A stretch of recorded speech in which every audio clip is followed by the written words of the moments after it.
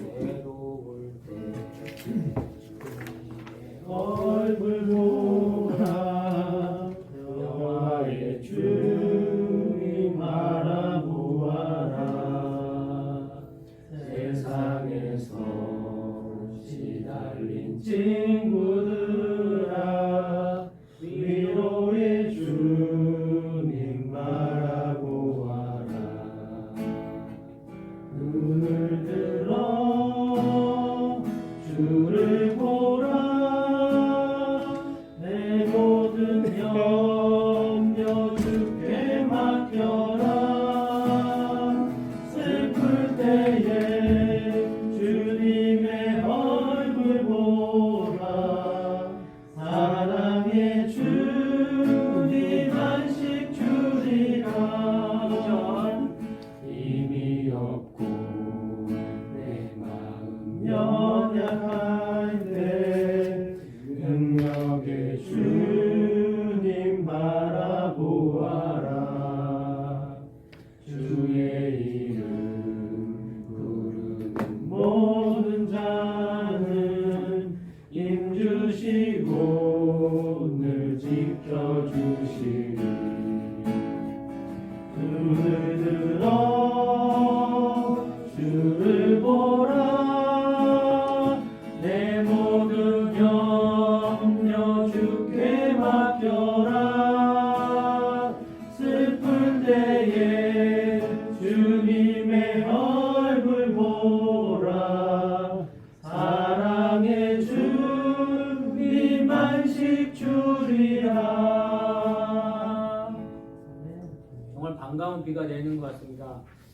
그 봄의 가뭄이었을 때 우리는 그 식물에 대해서 비가 필요하다고만 생각을 하는데 이번에 또 우리가 한번 배울 수 있는 건 이 산불에 대해서 인간의 힘으로는 참 한계가 있구나. 재작년인가 그때는 그 동해안 쪽에 이렇게 산불이 굉장히 심했는데 올해는 또 제가 사는 집 근처에 이 홍성군에 산불이 엄청 심해가지고 사람이 50 몇 시간 만에 이렇게 전소됐다는 거 보니까 근데 비가 와서 그렇거든요. 그래서 이게 숨어있는 불씨는 참 끄기도 힘든 거구나. 그래서 정말 촉촉히 내리는 비가 정말 반가운 하루 아닌가 싶습니다. 다시 한번 이 괴로울 때 주님의 얼굴 보라 1절 찬양하시겠습니다.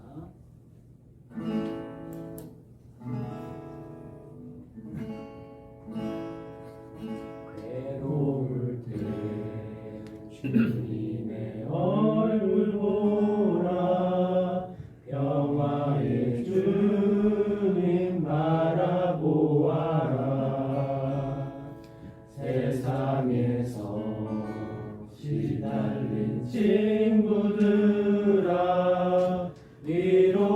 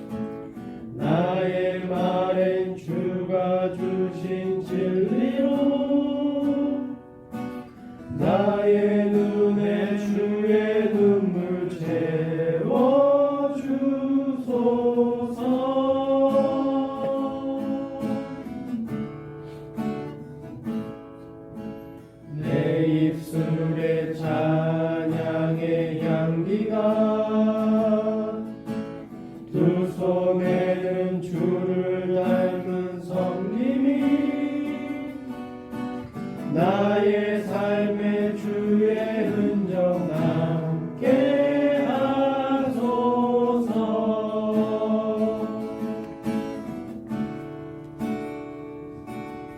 하나님의 사랑이 영원히 함께하리.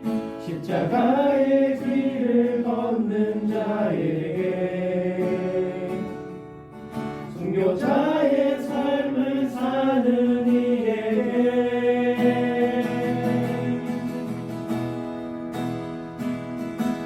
조롱하는 소리와 세상 유혹 속에도 주의 신결한 신부가 되리라. 내 생명 주님께 드리리. 다시 한번 찬양하실게요. 내 마음에 주를 향한 사랑이 나의 마음 주가 주신 진리로 나의 눈에 주의 눈물 채워주소서. 내 입술에 찬양의 향기가 두 손에는 주를 닮은 섬김이 나의 삶의 주의 흔적 남게 하소서.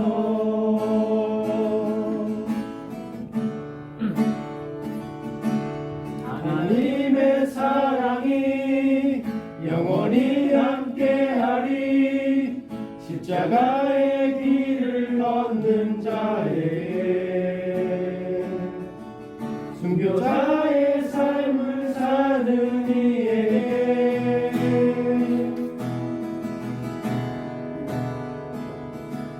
조롱하는 소리와 세상 유혹 속에도 주의 순결한 신부가 되리라. 내 생명 주님께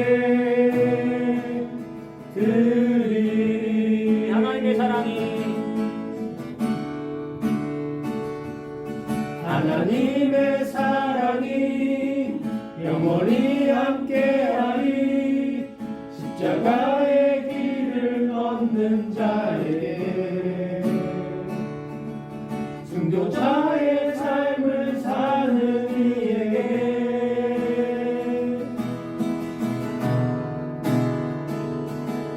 조롱하는 소리와 세상 유혹 속에도 주의 순결한 신부가 되리라. 내 생명 주님께 드리리.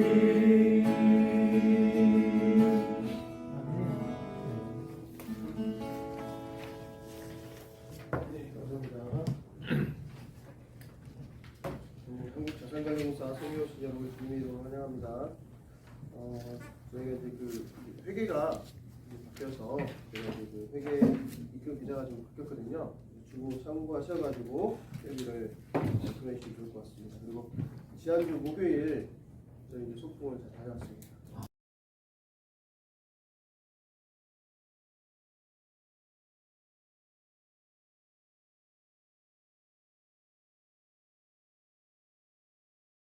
인원이 많지는 않았는데 네. 그래도 이번 주에 복고수 완전히 졌잖아요. 그래서 이제 만개할 때 갔다 와서 참 좋았고요.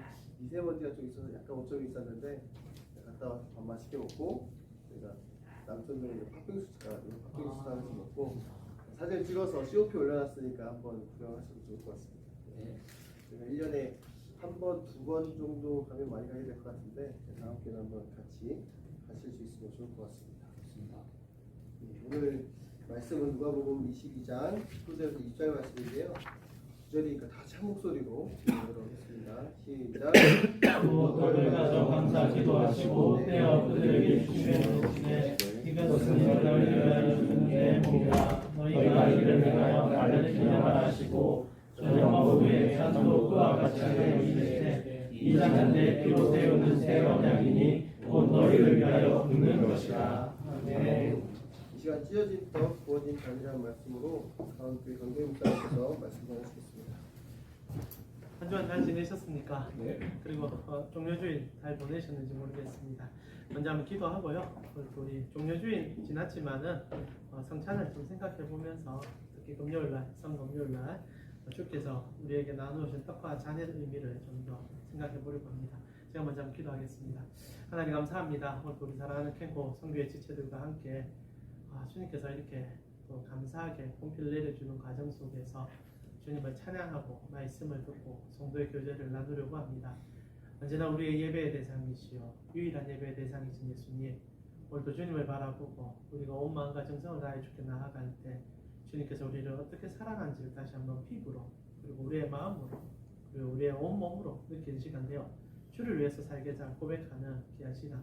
캔코에 여전히 앉아있지만 이곳이 주의 전임을 기억하고 주께 온 제물로 제사로 드릴 수 있는 우리 직원들 되어지도록 인도하여 주옵소서. 오늘도 말씀 가운데 우리와 함께 하시고 그 말씀을 통하여 우리에게 역동성을 다하여 주실 예수 그리스도의 이름으로 기도드립니다. 아멘. 다들 성찬식 다 참여하셨는지 모르겠습니다. 아마 떡과 포도주를 나누시고 그리고 하셨을 거라 생각합니다. 저희 교회도 만 3년 만에 성찬을 했습니다. 코로나 딱 시작할 때쯤에 여러 가지 이제 문제가 생겼고 그리고 교회 이제 예배를 드리지 못하는 상황 속에서 실제로 한 3년간 뭐 저희는 다 지켰지만은 성찬은 못 했었거든요. 그래서 저번 주 이제 3년 만에 감격적인 성찬을 하는데 성도님들이 거의 안 오셔가지고 좀 우울하게도 보낸 것도 있지만은 그런 과정 속에서 우리 함께하는 분들과 함께 성찬의 참된 의미를 다시 한번 재점검해 보면서 우리가 어떻게 성찬을 드려야 될지 좀 생각해 보았습니다. 오늘 여러분과 제가 읽었던 두 구절은 너무 잘 아는 성찬에 대한 핵심 구절이죠. 주께서 떡을 나누어 주시고 그리고 포도주를 우리에게 주셨다. 이 말을 우리가 나누고 있습니다. 근데 이제 우리가 보통 이제 여러분 성찬을 참여하시면 교회 규모가 보통 크시면 뭐 감당이 안 돼서 그렇겠지만은 이제 분병 분잔을 할 때 포도주를 이제 아마 조금만 줄 겁니다. 그리고 떡도 이제 보통 전병을 많이 쓰죠. 이제 무교병이라 부를 수 있는 아무것도 들어가지 않은 그 동그란 그거를 주실 것 같아요. 나쁜 건 아닌데 실제로 오늘 우리가 본문상에서 찾아본다면 그 의미보다는 더 중요한 의미들이 예수님의 말씀 속에 들어있고 그것을 우리가 좀 지키는 것도 중요하지 않을까. 그래서 이번에 저희 교회는 조금 다른 방식으로 성찬을 드려봤거든요. 의미를 한번 좀 잡아보면서 이 성찬의 참된 의미 한번 잡아봅시다. 주께서 먼저 말씀하실 때 우리가 살펴보면요 19절에 이렇게 기록하고 있습니다. 또 떡을 가져 감사 기도하시고 떼어 그들에게 주시며 이르시되 이것을 너희를 위하여 주는 내 몸이라. 너희가 이를 행하여 나를 기념하라 라고 되어 있습니다. 실제로 본문 자체에는 먹는다는 의미는 거의 들어가지 않아요. 그러니까 우리는 보통 성찬을 하면 먹어서 그와 하나 되는 것에 대해서 집중을 많이 합니다. 물론 그것이 굉장히 중요한 가치입니다. 그래서 그분과 우리가 일체를 누릴 수 있는 것. 그래서 교단마다 이 성찬에 대한 개념이 좀 달라요. 혹시나 여러분 다 장로교회 분들이 많으시죠? 물론 순복음도 계실 것 같은데 순복음도 사실 장로교회에서 좀 떨어져 나갔거든요. 그러다 보면 여러분이 드리는 예배의 성찬은 어떤 형식인 줄 아십니까? 대부분 다 이제 기념하라는 말 때문에 기념으로 이해를 하시지만 우리 교리상 그렇지는 않습니다. 물론 이제 로마 카톨릭 같은 교회는 분병 분잔하는 그 순간에 주의 살과 주의 피가 된다라고 얘기해서 진짜 그 주의 피로 주의 살로 믿고 먹습니다. 우리 이제 종교개혁 후손들은 이제 두 파로 나눠지게 되는데 첫 번째는 기념설로 지키는 자들이 있습니다. 저 벵글리를 통해서 그런 분들은 말 그대로 이제 기념을 하는 거죠. 그러다 보니까 재밌는 일도 많았습니다. 하나 에피소드 말씀드리면 제가 다녔던 고신대학에서 지금은 이제 이단 처리돼서 이제 쫓겨나셨는데 한 교수님께서 이제 기념하라는 말에 포커스를 맞추셨기 때문에 실제로 이제 여러분 포도주를 나누고 그리고 이제 떡을 나눌 때 기념이라는 상징성을 가진다면 이 한국 교회에 맞춰서 토속화시켜야 된다 이 말을 하는 거예요. 그러니까 우리가 생각할 때 포도주는 저 유럽이나 이제 팔레스타인 문화고 우리는 포도주가 익숙하지 않다는 겁니다. 그래서 정말 황당한데 교수님께서 어떤 얘기를 했냐, 한국 상에 맞는 성찬을 위하여 막걸리를 먹자 이래 된 겁니다. 그래가지고 진짜 그랬어요. 한 3, 40년 전인데 그래가지고 고신 교단이 뒤집어졌습니다. 무섭습니다. 그러니까 이 단순히 기념이라는 것을 넘어서서 그 상징적인 요소가 들어가 있다는 거죠. 뭐 지금 와서 제가 생각할 때는 막걸리도 나쁘진 않을 수 있다 생각해요. 이렇게 이런 표정이 어두워지고 있습니다. 그러면 여러분 또 저에게 그게 고름이냐 이렇게 하겠지만 물론 이제 포도주라는 그 붉은색의 예수의 피를 상징하는 상징성이 있기 때문이죠. 그러나 여러분 보통 장로교단, 뭐 통합, 합동 그리고 고신 모두 다 포함해서 우리는 이제 영적 임재설을 믿습니다. 그러니까 단순히 이렇게 그 살과 피가 된다라는 느낌보다는 들어왔을 때 우리 몸에서 영적인 변화를 일으켜 주님의 진짜 살과 피를 먹는 것으로 이해합니다. 거룩함을 유지하려고 하는 거죠. 저도 그렇게 생각합니다. 그러나 이 거룩함을 유지하는 행위 자체에 주님께서 던져준 두 가지 메시지가 있는데 사실 그걸 잘 모르고 먹는 데 집중하고 마시는 데 집중하는 게 좀 아쉬웠던 것 같습니다. 그래서 오늘 여러분 두 가지 좀 붙잡았으면 좋겠어요. 첫 번째 이제 떡을 나누실 때 주님께서 하셨던 그 대화 가운데 공간복음은 이 성찬의 메시지를 동일하게 전달합니다. 요한복음만 전하지 않아요. 이 요한복음은 성찬의 핵심이 빠져 있습니다. 오히려 세족이 더 중요하고요. 세족 다음에 성찬의 뉘앙스를 띠고 있는 가룟 유다에게 떡을 나눠주는 장면만 나와요. 이유가 무엇일까? 많은 얘기들이 나올 수 있지만은 실제로 이제 1세기가 지났을 때쯤 요한이 이제 복음서의 마지막을 다루지 않습니까? 그래서 공간복음이라는 같은 관점을 바라보는 마태, 마가, 누가 같은 경우에는 마가복음을 필두로 해서 같은 내용을 다 공유하면서 부족한 것을 좀 채워 넣었습니다. 근데 1세기가 지나가는 관점에 이제 요한이 마지막으로 남은 사도 아닙니까? 다 순교하고 남아서 주님의 몸된 교회를 보니까 이 성찬이 썩어가고 있는 거예요. 벌써 한 몇십 년 지났는데 고린도전서에도 바울이 그런 얘기를 하지만 성찬을 하는데 계급을 나누는 겁니다. 부자들은 부자 나름대로 성찬을 하는 거예요. 그리고 가난한 사람들 노동하다가 뒤늦게 오면 성찬에 아예 참여가 안 됩니다. 벌써 떡이 소진되고 포도주가 없는 거죠. 그러니까 바울이 너무 가슴 아파하며 이런 성찬을 왜 하느냐라까지 되묻습니다. 그리고 주님께서 돌아가셨던 날에 대한 설명을 이제 바울이 해내죠. 실제로 이제 요한이 본인의 복음서를 쓸 때 교회 안의 성찬이 온전한 성찬의 모습을 가지지 못해서 의도적으로 제거하고 있습니다.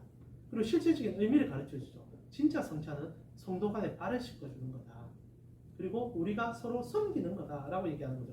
자, 그러나 중요한 것은 주님께서 처음으로 제정했던 성찬의 의미에 마태, 마가, 누가 복음에서 던지고 싶은 핵심은 먹는 것도 있겠지만 본문상 가장 중요한 한 단어는 뗀다는 단어입니다. 그럼 집에 가셔서 마태도 그렇고 마가도 그렇고 누가 복음을 보면 내용이 조금 대동소이가 좀 달라요. 뭐 축복하다, 축사하다 이런 단어의 변화가 좀 있는데 똑같은 단어 하나가 등장합니다. 그게 뭐냐? 오늘 본문에 나오지만 떼어라는 단어입니다. 그러니까 성찬의 주는 의미는 먹는 것도 최종적으로 중요한 의미지만 먹기 전에 떼었다라는 의미가 중요하다는 거예요. 근데 우리는 이것을 그렇게 중요하게 여기지 못한 것 같습니다. 실제로 이 떼어라는 단어가 헬라어를 보게 되면 클라오란 단어를 씁니다. 원어를 그대로 분석하면 잘라낸다는 뜻이에요. 그러니까 성찬의 주된 의미는 떡을 잘라서 주신 데 있다는 거죠. 그러면 이게 뭔 의미가 있겠냐? 큰 통짜빵, 보통 이제 히브리인들 같은 경우에 이제 논이라고 부르죠. 이제 전병 이제 부를 수 있는 이제 누룩 없는 떡을 화덕에 바로 구워가지고 그다음에 피자만한 걸 가지고 서로 찢어서 먹습니다. 그러다 보니까 이제 주님께서 떼어서 줬다라고 생각할 수 있는데 실제로 굉장히 중요한 의미입니다. 이 떼어라는 의미 속에 성찬의 모든 핵심이 다 들어있다는 거죠. 오늘 그래서 설교 제목도 찢어진 떡 그리고 부어진 잔 이렇게 했습니다. 자, 주님께서 떡을 찢으셨습니다. 근데 이것을 우리는 단순히 떡을 나누어 줬구나라고 상징하지만 그곳에 앉아있는 히브리인들에게는 충격적인 장면으로 묘사가 되었고 그래서 이 단어를 기록해낸다는 거죠. 자, 성경 안에서 찢어진다는 의미는 무엇을 상징하는가? 이건 창세기부터 구약 전체를 관통하는 의미가 있습니다. 제일 먼저 이 찢어진다는 의미가 살아나는 예수 그리스도의 십자가를 상징하는 사건이 창세기에 제일 먼저 언제 드러나느냐? 아담이 죄를 짓고 나서 하나님으로부터는 아니죠. 본인 스스로 하나님과 거리를 두고 하나님 없는 세상을 꿈꾸게 됩니다. 이 선악을 알게 하는 나무를 먹으면서 하나님 내 인생이 필요 없어요. 내 인생의 주인은 나입니다. 라고 얘기하고 이제 에덴을 떠나야만 하는 일이 생겼었습니다. 근데 그때 하나님께서 아담에게 마지막 하나의 그들이 돌아오시는 단서를 하나 제공해 주시는데 물론 창세기 3장 15절에 원시복음이라 부르는 여자의 후손이 뱀의 머리를 닳는다 이 얘기도 중요하지만은 주님이 하나의 선물을 줍니다. 혹시 아십니까? 주님께서 하나 주고 보내거든요. 너무너무 중요한 거 하나 주고 보냅니다. 그게 가죽 팬티입니다.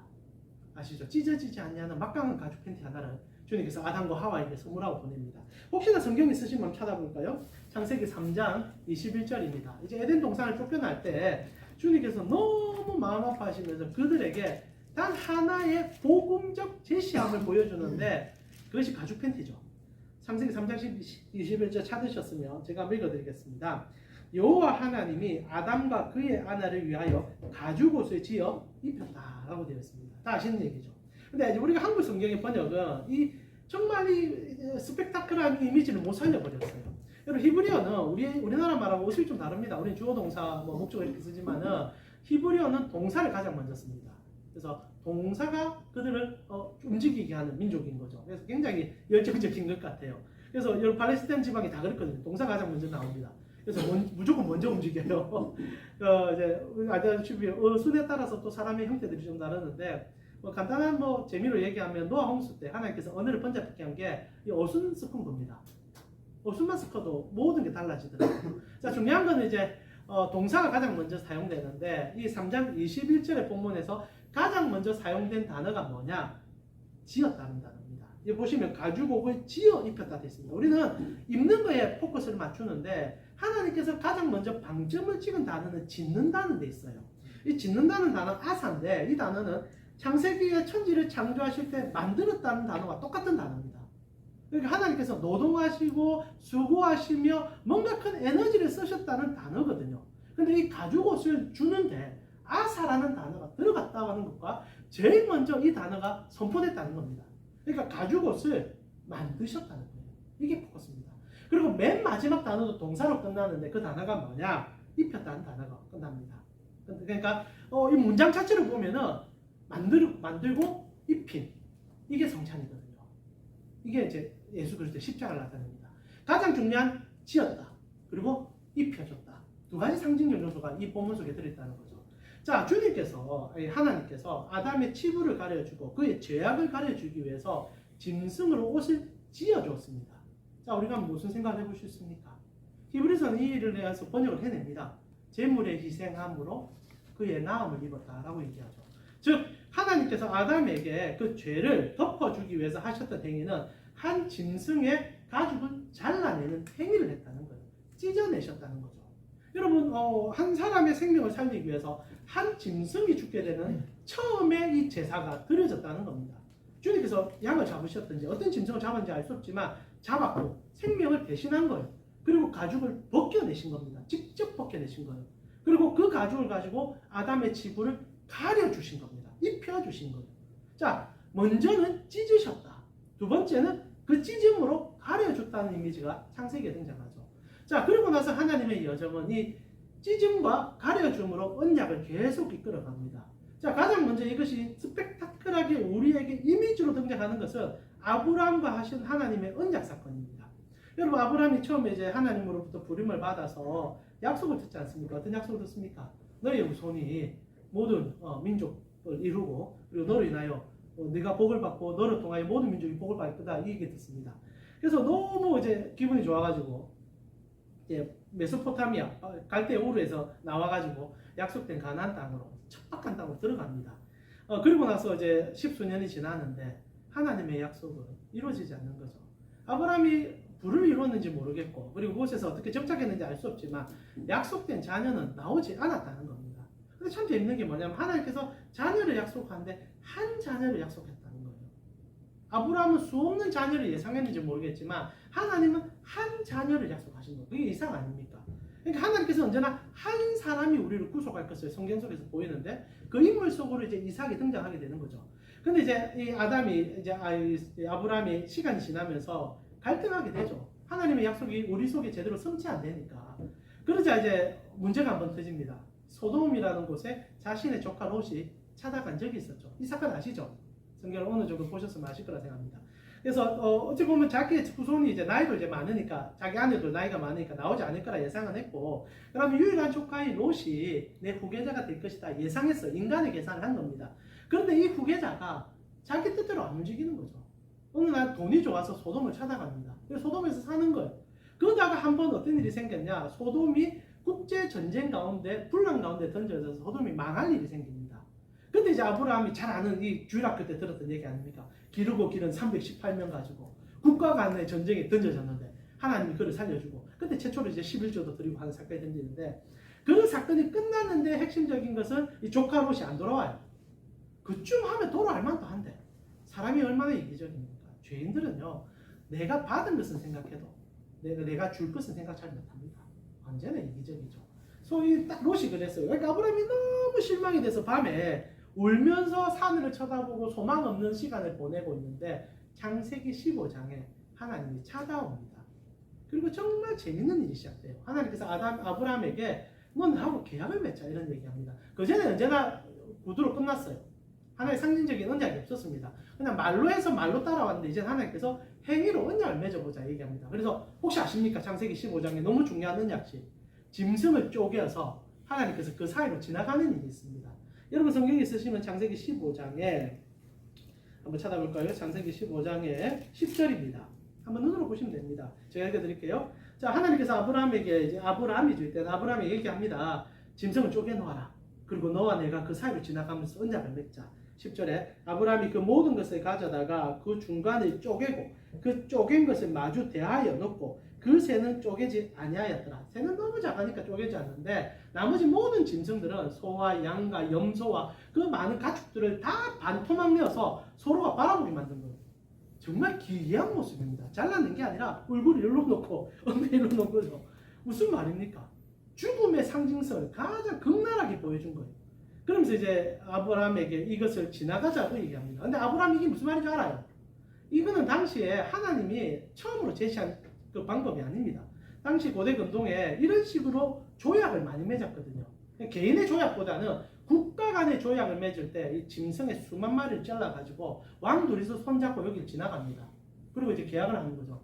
너와 내가 나라 간의 계약을 맺는데 만약 한 사람이 이것을 어기며 이렇게 짐승이 찢어 죽듯이 나도 죽겠다라는 표현을 하는 거죠. 둘이 손잡고 약속식 맺히고 자기들이 믿는 신들의 이름을 수없이 외치고 걸어갑니다. 그러니까 하나님께서 아브라함하고 그걸 하자는 거예요. 그러니까 하나님이 지금 아브라함을 나라로 보고 있는 겁니다. 아브라함은 지금 자신은 개인이지만. 그래서 손을 잡고 이제 지나가지고 하는데 하나님은 안 와요. 그래서 아브라함이 밤새도록 기다리는데 안 오니까 나중에 뭐 이제 새떼도 날리고 하다가 이제 잠이 꾸벅 듭니다. 그때 어떤 일이 납니까? 하나님이 혼자 지나갑니다. 하나님 혼자 지나가죠. 아브라함이 깜짝 놀랍니다. 하나님이 계약을 맺는데 내가 죽겠다라는 계약을 맺는 거죠. 내가 찢어서 죽을게. 이것이 하나님이 우리에게 보여준 언약적 상징이죠.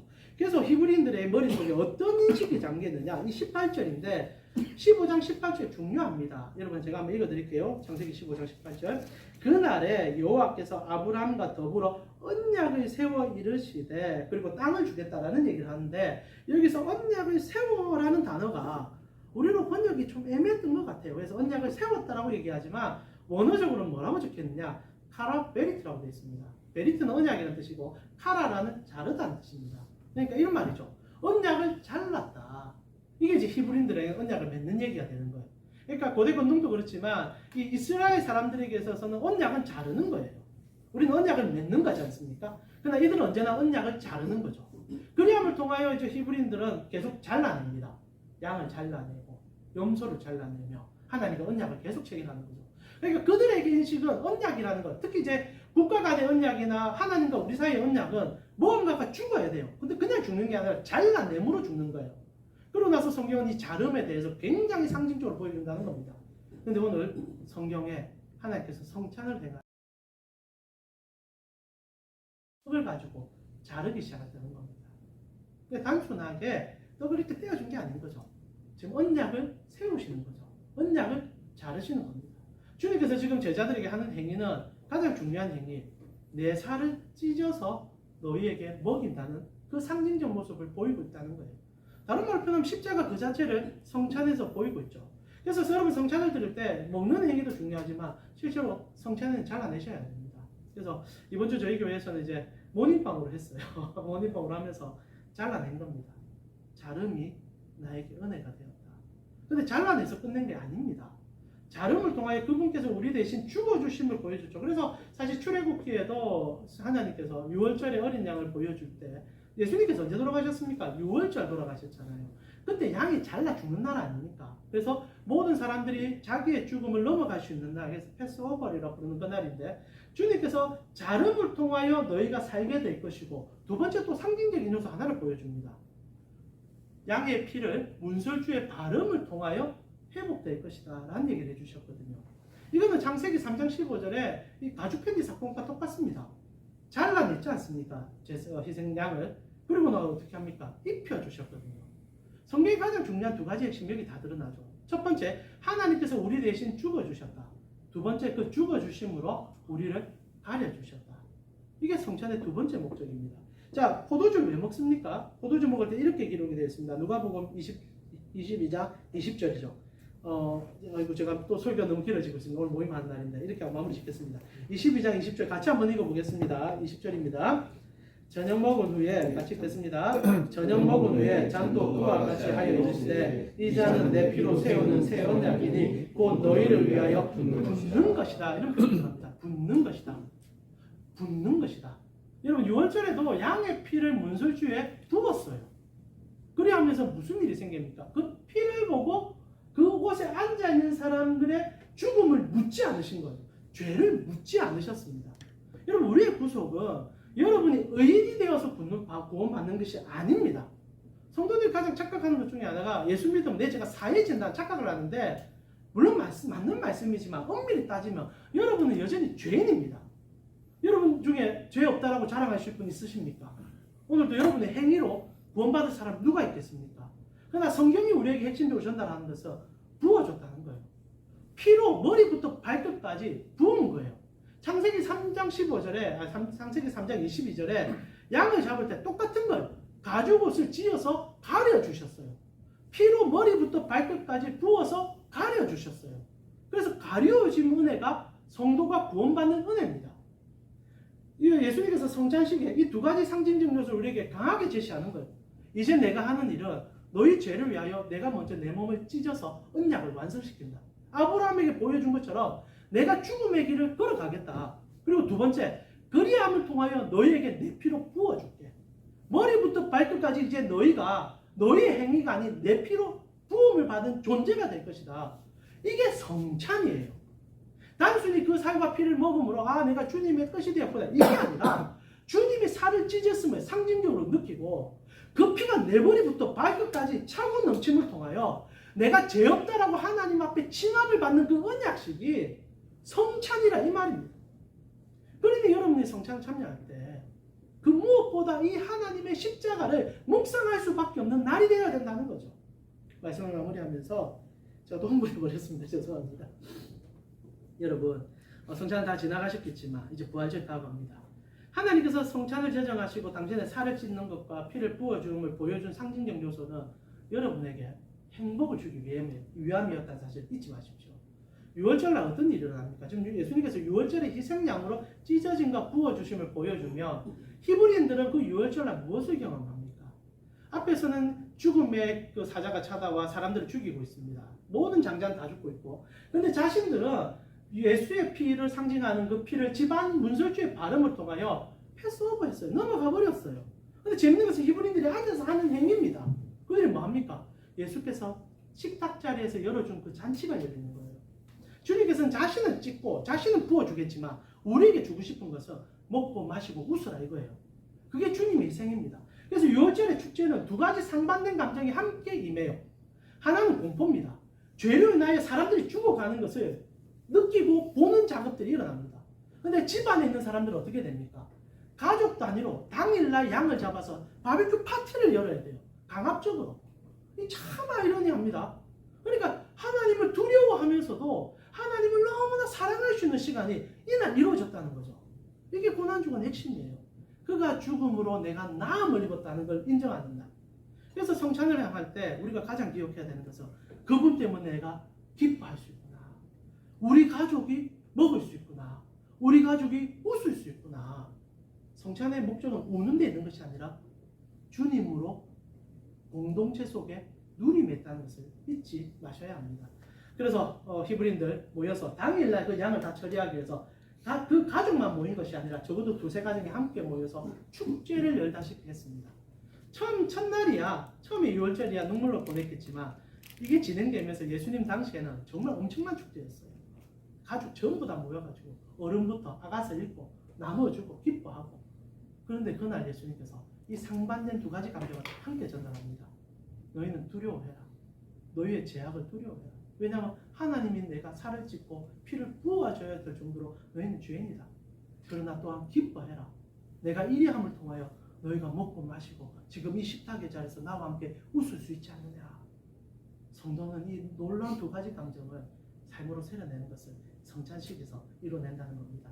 자, 우리 캠프 성교회 지체 여러분, 좀 말이 많이 빨랐고 좀 여러 가지 얘기를 했지만 기억하세요. 두 가지 감정입니다. 하나님을 두려워하시고 하나님을 두려워하지 마십시오. 다른 표현을 하면 사랑하십시오. 그것이 성탄의 주된 목적임을 기억하여 그리스도로 살아가시는 여러분 되었으면 좋겠습니다. 그래서 우리 짤막하게 기도하고 저 바로 마치도록 하겠습니다. 이제 부활절 다가옵니다. 그가 찢어짐으로 우리가 나음을 받고 그가 피를 부어주심으로 우리가 주님께 나아가게 되었습니다. 이 놀라움이 우리 삶의 모든 것이 되었으면 좋겠습니다. 이 시간 주님의 그 은혜로 내가 더욱더 삶을 살아가겠습니다라고 고백하는 여러분 되었으면 좋겠어요. 함께 기도드리겠습니다. 하나님 감사합니다. 오늘 우리 사랑하는 캠프 성교 지체들과 함께 주님의 마음과 주님의 사랑을 경험하며 십자가의 은혜 가운데 나아가는 우리 성도의 지체들 되어지길 바라봅니다. 십자가의 영광을 더욱더 의지하고 하나님의 그 찢어주심과 구워주심에 우리의 삶을 맡겨드리고 그리함을 통하여 주님께서 맡겨주신 사명을 감당하는 우리 성도의 지체들 되게 하여 주시옵소서. 지금은 우리를 위해 십자가를 지시고 당신의 살을 찢으시고 피를 부어주사 죄 없다 칭해주신 예수님의 은혜와 하나님 우리 아버지의 무한하신 사랑과 성령님의 감화감동 교통케 하심이 십자가를 기억하며 예수님의 살과 피를 먹고 마시며 그분 안에서 하나 되길 원하는 캠코 성교의 지체들 머리 위에 지금부터 영원토록 함께 있을지어다. 아멘.